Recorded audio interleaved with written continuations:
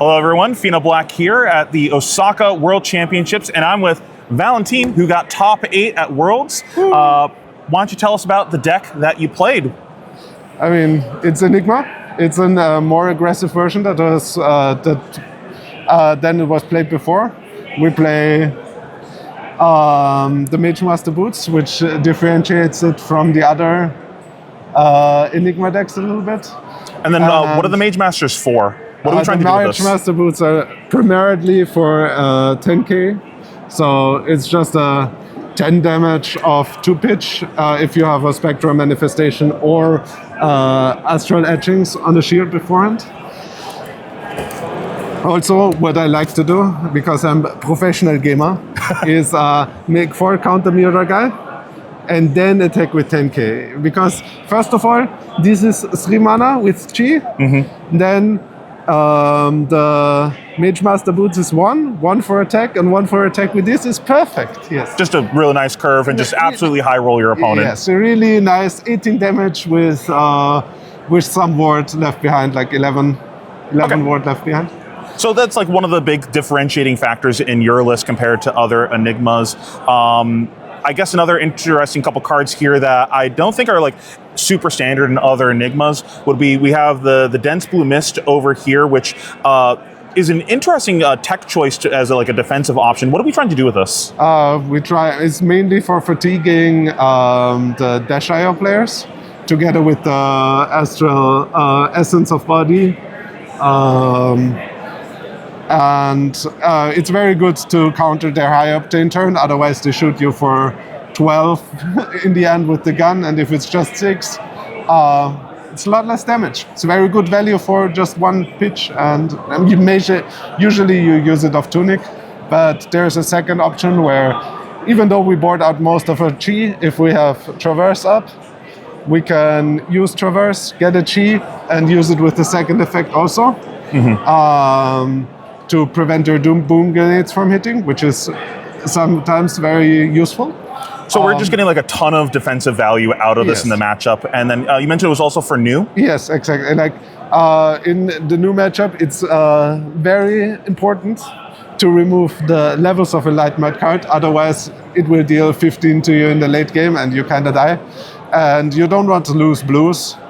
So we have Dense Blue Mist for that. Also, it turns off their daggers, and their daggers are very important for them to handle your board. So, yeah. And could have relevance of turning off their on hits, but you're probably not trying to let them hit to begin with to clear your board. I think that has never happened before to me, so maybe. And then another one that's kind of interesting here, a little bit more of a subtle card, is the Sift. I don't see this in every deck. What's the point of this in the deck? I mean, I play it. My teammates who built this deck don't play it. They rather play Spectral Prowler, and I think the defense reaction blocks for 2, prevents 3. Oh yeah, I didn't even notice that you're not playing any blue defensive cards here. Yes, but I like it because it helps you if you lose tempo. If your opponent loses tempo and gives you full tempo, you have 4 cards in hand. Sometimes those convert to nothing, and then, even though you're going down a card, trading 2 random blues for maybe something more interesting is relevant.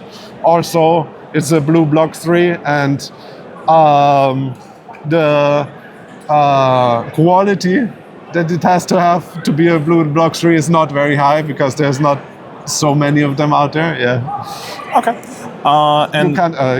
No. You can't only play like the good ones, like Truth and Levels and Warmongers. You have to play some bad ones too if you want to block. Yeah. And I imagine having some good ways to transcend that are not just your Chi is pretty important to kind of smooth out the consistency of your draws. Now, where do you see Enigma's place in the meta, and why did you choose to bring her to this event? I mean, it's good against everything. It doesn't have like super swingy matchups, and you can kind of beat everything in the room. It's not so fast like a room blade deck that you have to that everything is decided in 3 rounds, so you have like a little bit more time to make good plays and try to generate value that way. What do you mean by like being decided in 3 rounds? Like if you play a Dio in a Roomblade deck, the game is over so fast. There's no much room for any player to make many mistakes, I think. So it's like less that you're playing towards like the top of your deck and more just I can play a longer game and win games through just my deck being consistent. Yeah, it's very versatile. Sometimes you win in 3 turns, but usually it takes a little longer to assemble your... I did have one game like that this weekend myself. Did you play Enigma too? Yeah. I didn't see. I had a turn 3 Maragai into Coalescence. Oh, that game was over very quickly. Did you play 10K or did you? No. I'm not I got scared off of the card because of this card right here. Yeah. When that happens, that's so sad. My very first game testing with 10K, I went to go Specman into 10K, and I got rippled, and I went, we're cutting this from the deck immediately. We are no longer doing that. I was like, okay, I will lose.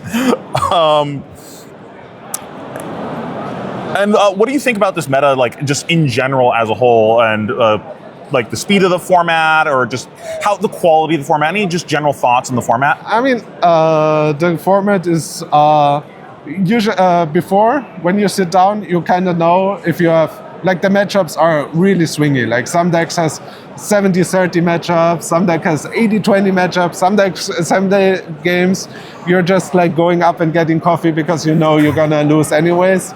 And in this format, the positive thing is every deck or most decks can beat most other decks, right?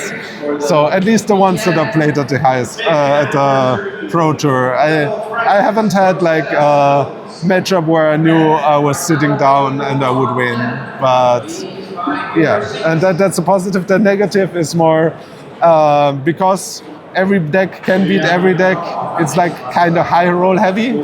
So if you play against Viserai and they have like every turn they're Mordor tied, there's 0 chance, and it feels kind of awful because you're losing 0 to 40.